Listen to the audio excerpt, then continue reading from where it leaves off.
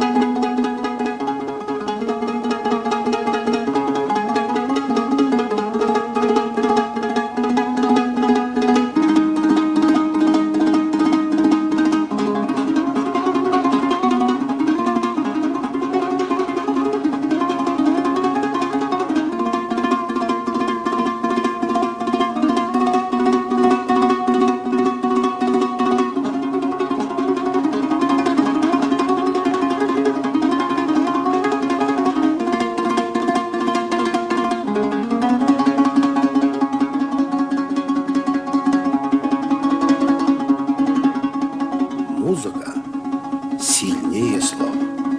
И понял ее Чингисхан. Тоқтат! Өшірінін!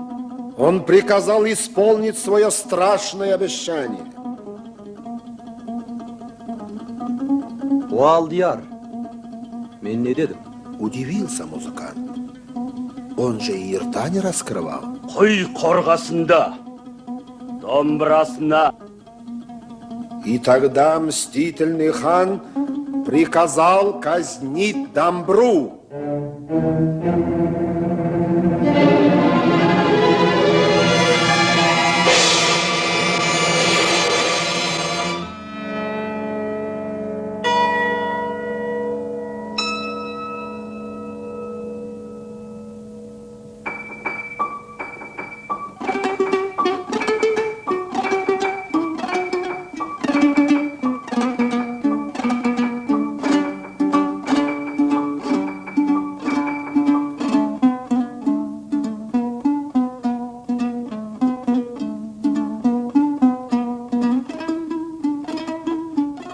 Но она выжила.